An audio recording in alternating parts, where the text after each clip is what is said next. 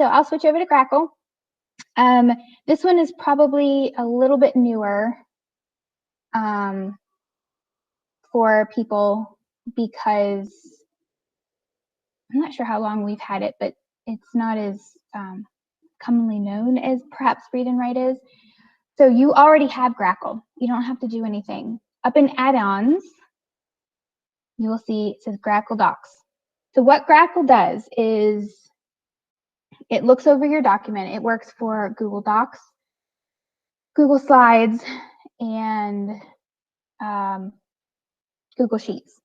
And it looks through it to see, mainly for screen readers and such, but just kind of looks over to see, is this accessible for students or people that have some type of disability. So if you go to Grackle Docs and then click Launch, it often will require you to sign in multiple times. I'm not quite sure why. And it might ask you to do it up here again.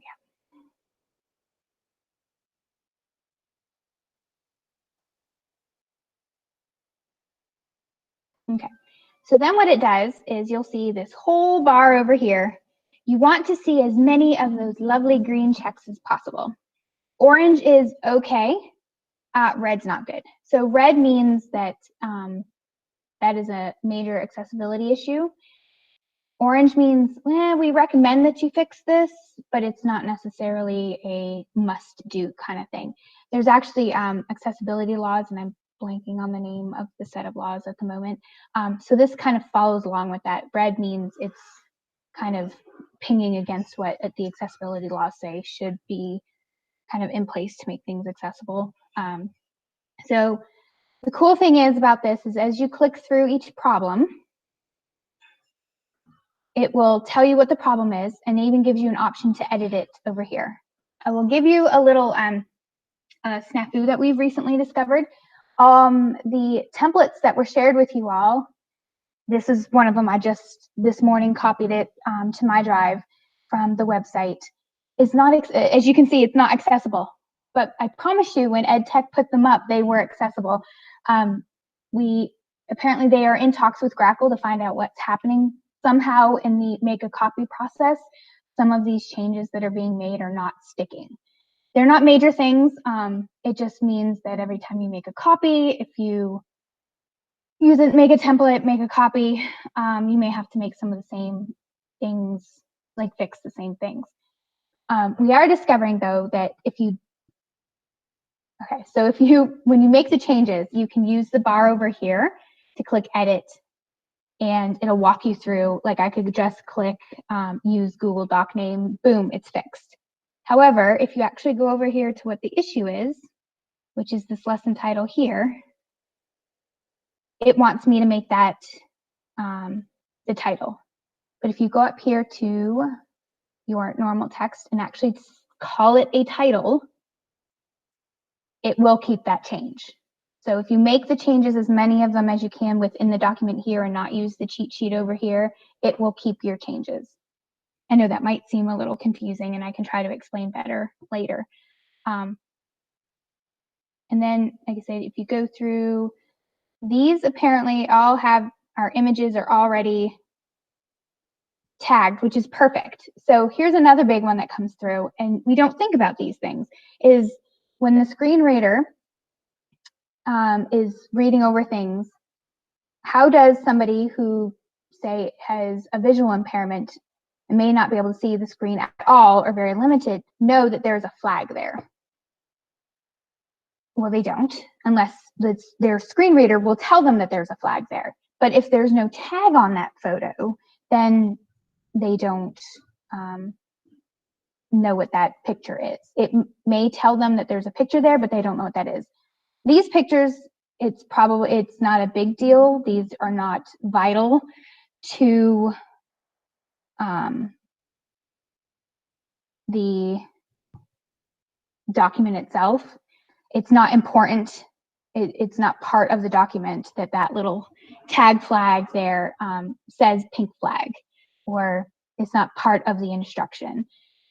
So it's considered kind of an artifact. So you can always mark it as an artifact. If there's a bunch of little icons like that that are just there for visual appeal, you can mark them as artifacts and not have to put an alternative text tag in. However, if you have a very particular picture of a scene from the Civil War that you want described, then you don't want to mark it as an artifact. You actually want to describe what's happening in the picture. Hopefully that makes sense. But this is where you can do it. It'll locate each picture for you. See how it's moving every time I click a different one, it's moving to a different picture. And then you click tag and it'll pop this up, so then you can actually type in here, and images is not a very good tag. We could put blue chat bubble. Click update, and now it'll tag it with blue chat bubble. The other thing that you can do if you want to make the changes within your document is click on the picture, right click on it, and then either sometimes you have to do image options, but sometimes it'll say alt text, and then it'll open up that, and you can then type in purple idea.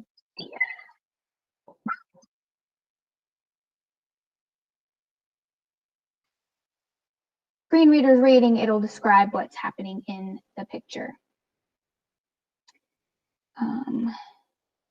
Some other ones talk about headings being used. These ones here are orange because they're just recommending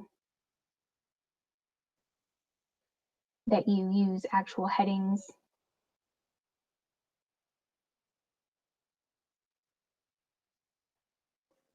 And then tables often comes up. This looks very intimidating because it's saying there's all kinds of issues with the table because there's different sections. Now, the good thing about the tables in these HyperDocs is these are not math tables. These are not specifically set up. This is more of like a visual appeal. It's just supposed to be a layout. So these are an easy fix. You click as layout tables and tag them all. So then it clears it out. Because for this, it's just strictly for a layout effect. It's not a complicated math type table. Another thing that pops up is high contrast colors. So the red, you would think, well, the red pops out, right? There are a lot of students and people who have different types of color blindness, and they have more issues with reds and greens. So this one pops up because whether they have something that's diagnosed and visual impairment or color blindness, red and green are kind of not ones that you want to use because of that. They're just harder for them to see. So trying to use something else bright, we have found that if you use like a darker red, that sometimes will help. It'll stand out some from the black. You may just want to play with it to see what color you like to use and see what the Grackle pops up as an issue. Fine print, you do want to keep that in mind. It's popping it because it's size 10/8, which can be difficult for people with visual impairments. They may or may not have a screen magnifier, so try not to use writing that's too small, and fix that by just making it bigger.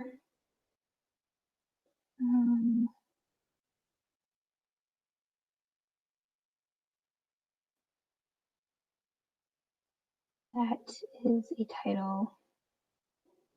It'll be okay, we'll fix it. So then when you're all done, you can do a recheck. Hopefully it'll fix most everything. They didn't like something I did. It says it's not been tagged, but it has been tagged. This might be partially because they've been working on trying to fix Grackle.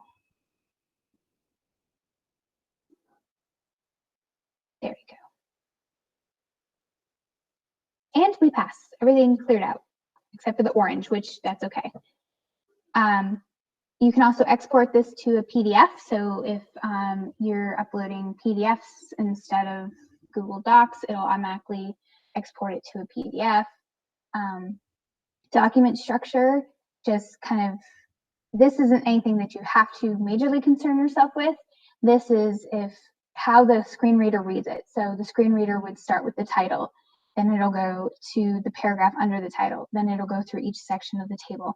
But if for some reason there's something that you wanted it to read first, you can rearrange it on here. Typically you want it read from top to bottom, so this isn't a huge thing, but just something I wanted to mention, take note of. So that's pretty much the overview.